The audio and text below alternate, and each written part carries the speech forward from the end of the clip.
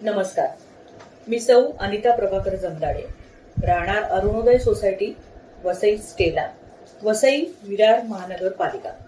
माझा आजचा आपल्याशी बोलण्याचा विषय आहे स्ट्रक्चरल ऑडिट आणि सिव्हिल नोटीस. मुद्दा असा आहे की नगरपालिकेचे काही कर्मचारी आमच्या अरुणोदय सोसायटीमध्ये दिनांक 23 मे 2025 रोजी आले. त्यांनी प्रत्येक घरोघरी जाऊन सिव्हिल नोटीस हाती सोपवली. घरोघरी म्हणजे किती? आमच्या सोसायटीमध्ये आहेत 5 बिल्डिंग, ABCDE. त्या प्रत्येक बिल्डिंग मध्ये आहेत 2 विंग, म्हणजे टोटल पाहायला गेलं तर 10 विंग्स आहेत. अशा 10 विंग्स मध्ये जाऊन त्यांनी प्रत्येक घरोघरी जाऊन हे सुपूर्द केलं. फोटो काढले गेले, सही घेतली गेली प्रत्येकाची आणि हे रिपोर्ट आमच्याकडे दिले गेले. आता या रिपोर्टमध्ये काय म्हटलंय तर तुम्ही 7 दिवसांच्या आतमध्ये तुमचं घर खाली करून जायचंय, कारण तुमचं सिव्हिल रिपोर्ट मध्ये आलंय की तुमची बिल्डिंग अतिशय धोकादायक आहे. सिव्हिलचा अर्थच आहे की क्रिटिकल म्हणजे काय? तुमची सोसायटी, तुमची इमारत जिथे तुम्ही राहताय अतिशय धोकादायक परिस्थितीमध्ये आहे. कधीही पडू शकते, कधीही मोडकळीस येऊ शकते, जमीनदोस्त होऊ शकते. तर तुम्ही हे तुमचं घर रिकामं करा. आता मेंबर लोकांमध्ये म्हणजे सभासदांमध्ये अतिशय म्हणजे असं भीतीचं वातावरण पसरलं की प्रकार काय आहे नक्की. तर आम्ही याच्याबाबत विचारणा केली कोणाकडे? अनइलेक्टेड व्यवस्थापकीय समिती आमची अरुणोदय सोसायटीची. तर यांना विचारणा केली गेली तेव्हा यांनी काय सांगितलं? आम्हाला याच्याबद्दल काहीही कल्पना नाही. आम्ही याच्याबद्दल माहिती गोळा करतो. कुठून? नगरपालिकेकडून. आणि तशी माहिती मिळेल तशी आम्ही आपल्याबरोबर शेअर करतो. आम्ही म्हटलं काहीच हरकत नाही. दुसऱ्या दिवशी आम्हाला त्यांच्याकडून अशी माहिती मिळाली की सिव्हिल नोटीस आपल्याला आली आहे. ती कशासाठी आली? की कोणीतरी आपल्या सोसायटीचा स्ट्रक्चरल ऑडिटचा रिपोर्ट नगरपालिकेकडे सुपूर्द केलाय. त्याच्यामध्ये आपली कॅटेगरी आली आहे सिव्हिल, म्हणजे अति धोकादायक, म्हणून ती आपल्याकडे सिव्हिल नोटीस आपल्याकडे लागलेली आहे. आता कोणीतरी म्हणजे कोणी? समिती तर पूर्णपणे याच्यातून अंग काढून घेते की आमचा याच्याशी काही संबंध नाही, आम्ही हे काही केलेलंच नाहीये. मग आता माहिती कशी मिळवायची?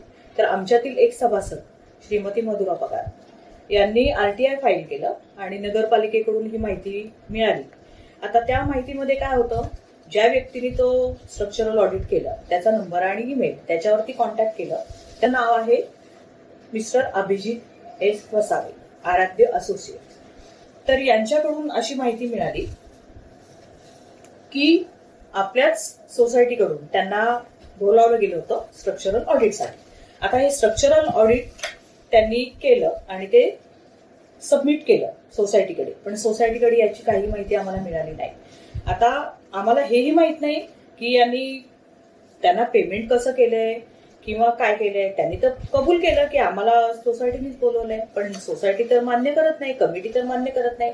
त्यांना पेमेंट कसं केलं गेलंय, त्यांनी कसं काय रिपोर्ट हे केलाय आणि आम्हाला याच्याबद्दल काहीच माहिती नाही. कुठल्याही प्रकारचं मीटिंग घेतली नाही, कुठल्याही प्रकारचं SGM नाही, कोणाला विश्वासात घेतलं नाही, कसलीही माहिती नाही. आणि हा तर म्हणजे डायरेक्ट बॉम्बच झाला आमच्यावरती. तरी ठीक आहे, मग आम्ही ती माहिती पूर्ण त्यांच्याकडून घेतली आणि सोसायटीला याबद्दल विचारणा केली. तरी सोसायटी नाही म्हणते, आम्हाला याच्याबद्दल काहीही कल्पना नाही. परंतु आता हे डायरेक्ट असं हे करण्याचं कारण काय? याच्या अगोदर काय झालेलं? 2023 मध्ये आमच्या सोसायटीने स्ट्रक्चरल ऑडिट केलं होतं आणि त्या स्ट्रक्चरल ऑडिटचा जो रिपोर्ट होता तो आला होता C2 कॅटेगरी. C2 कॅटेगरी म्हणजे काय? तुम्ही तुमची सोसायटी रिपेअर करून, इमारत रिपेअर करून तुम्ही राहू शकता, वापरू शकता. तर तो स्ट्रक्चरल रिपोर्ट आम्हाला काही कल्पना नाही काय झालं ते. आता झालंय असं की ही C1 कॅटेगरी आली आहे. हे जे काय स्ट्रक्चरल ऑडिट झाले यामागचा गेम प्लॅन काय, यामागे नक्की काय आहे? तर आमची सोसायटी जाते रिडेव्हलपमेंटला, पुनर्विकासासाठी जाते. तर याचं बिल्डर कंपनी कोण आहे? It's square private limited. याचे डायरेक्टर आहेत विपुल गिरीधर आणि कल्पेश बोरा. आता या दोघांची अशी म्हणजे माहिती काढायचा आम्ही प्रयत्न केला सोसायटीकडून. त्यांचे आर्थिक विवरण आम्हाला द्या, त्यांची कपॅसिटी आहे किती ते पाहूया, किती कॅपेबल आहे बिल्डर त्याच्यावरती आपण पाहूया, कसं काय बिल्डरला काम द्यायचं, कसं काय करायचं. पण ही माहिती आमच्याशी शेअर केली नाही. आणि आम्ही नंतर आरओसी कडून माहिती काढल्यानंतर आमच्या असं लक्षात आलं की यांचं दोघांचा मिळून, कल्पेश वोरा आणि विपुल गिरधर दोघांचं मिळून नेटवर्थ म्हणजे जमा पुंजी किती आहे, फक्त 5 करोड.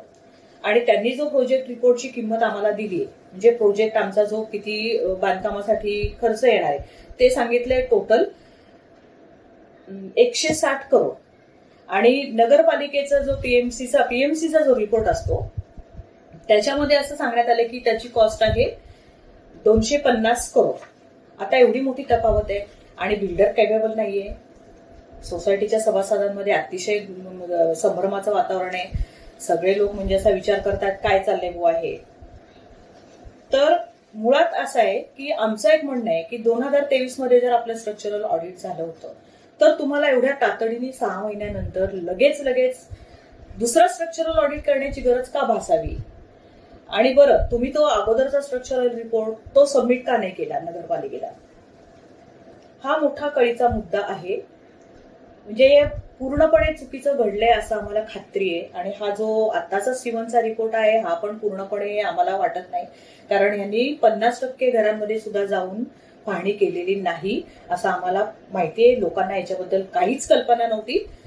तर आमची अशी विनंती आहे उपनिबंधक अमर शिंदे, जे की या सगळ्या गोष्टींची माहिती ठेवतात, आमचे उपनिबंधक आहेत वसईचे, त्यांना आमची कळकळीची विनंती आहे की बाबा कोणतीही माहिती न घेता आपण बिल्डरची ह्या 79A प्रोसेसला कशी काय मान्यता दिली. तर हा 79 प्रोसेस जी आहे आमची पूर्णपणे तुम्ही रद्द करा, रद्दबादल करा.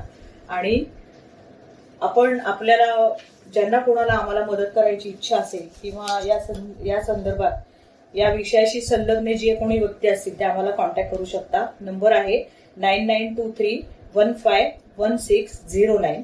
पुन्हा एकदा सांगते 9923151609.